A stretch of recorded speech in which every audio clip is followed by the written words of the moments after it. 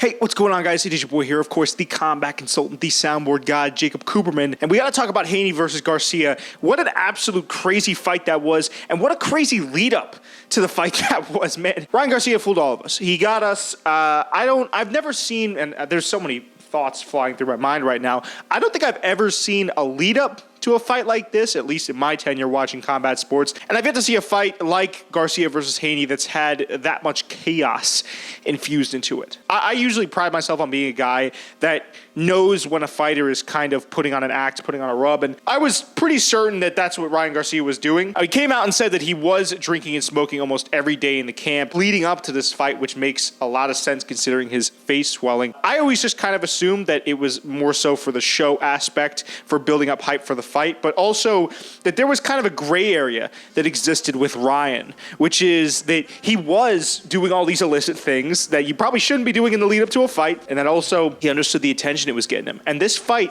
sold a ton of pay-per-views. I bought the pay-per-view. I think the rest of the card was kind of lackluster, but I was really surprised with how this fight went down. Out of the gate, Ryan Garcia comes out full head of steam. Haney recovers. He was allergic to being finished this fight. Garcia kept landing with that lead hook constantly, and it seemed like Haney didn't really have an adjustment. Now, Haney came out after the fight in his post-fight and said that that shot did surprise him a lot of the time, and to Ryan's credit, he was mixing it in with different combinations, but I don't think many people thought that we were going to see the Ryan Garcia that we saw in there, and that was completely by design, because Devin Haney didn't think that Ryan Garcia was taking this fight seriously. And to take things home, it seemed like Garcia, a lot of fighters, what they'll do is it's called breaking kayfabe. They'll break kayfabe when it's time to go, when it's time to weigh in, time to be professional. Even some of the big Chael P. Sonnen, even some of Kobe Covington, right? All these guys, when it's time to get serious and strap in at weigh-ins, they do so. But Garcia even misses weight. He comes out after the fight and he's still talking about the Illuminati and all these different things. He really sold this to the point where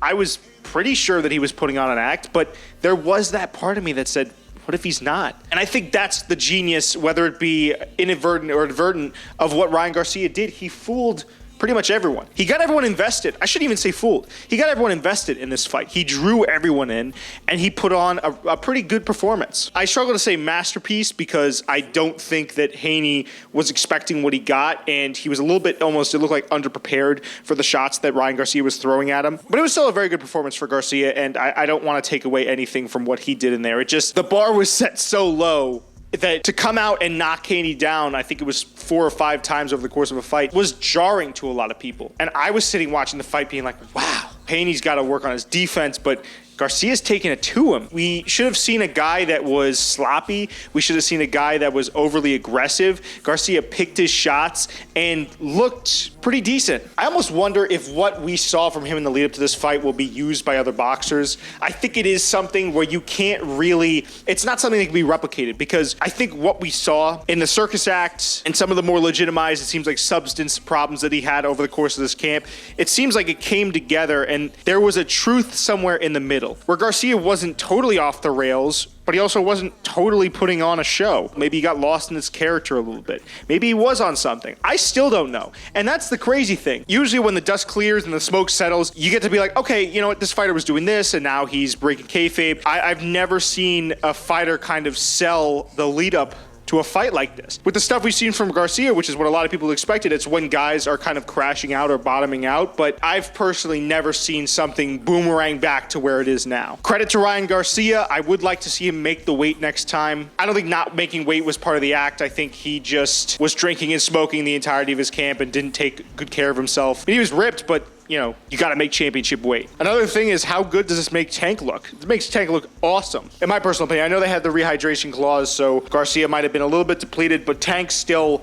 looks to be the better boxer. For my money, I think it falls somewhere in the middle. I think Garcia wanted to put forth a character, and somewhere along the line kind of got lost in the sauce. It can happen. A lot of my older boxing head fan friends like to call it the social media boxers. It's easy to get lost in the clout, and I think that happened to a certain extent with Garcia. Without further ado, let me know what you guys think down in the comment section below. It's been your boy, the combat consultant, the soundboard god, Jacob Cooperman. I'll see you in the next one. Peace.